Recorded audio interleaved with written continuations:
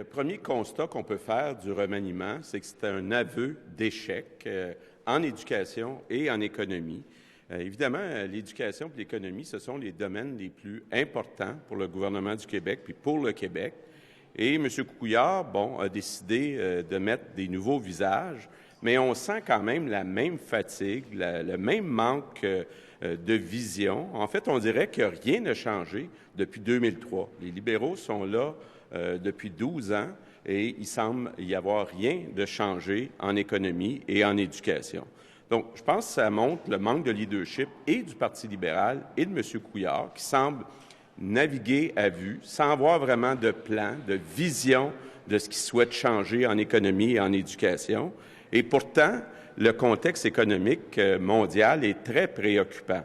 Il y a des défis majeurs à relever et les Québécois ont besoin d'être rassurés. Et je souhaite la meilleure des chances à Dominique Anglade, mais les attentes sont très élevées.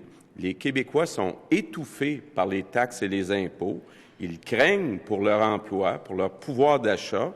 Et je les comprends. On apprenait la semaine dernière que le Québec est la dernière province pour le revenu disponible par habitant. Il faut passer en mode solution. On a besoin au Québec de créer des emplois payants, de réduire le fardeau fiscal de la classe moyenne. Or, la CAQ a fait encore cette semaine des propositions fortes, un fonds manufacturier, une baisse d'impôt de 500 $ par Québécois, mais on attend toujours les propositions économiques du Parti libéral. En fait, ce que M. Couillard nous dit aujourd'hui, c'est un aveu d'échec en économie. Et il ne peut pas se contenter de changer de ministre de l'Économie. C'est lui le chef d'orchestre, c'est lui qui doit donner les grandes orientations.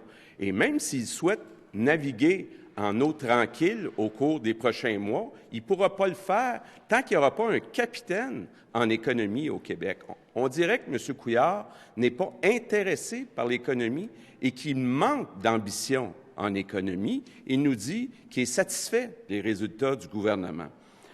L'autre constat d'échec, c'est en éducation. On est rendu en moins de 2 ans au 3e ministre de l'Éducation. Donc, ça vient confirmer le manque de jugement de M. Couillard dans le choix de ses ministres de l'Éducation. Et, même chose comme en économie, on a besoin pas seulement de changer de ministre.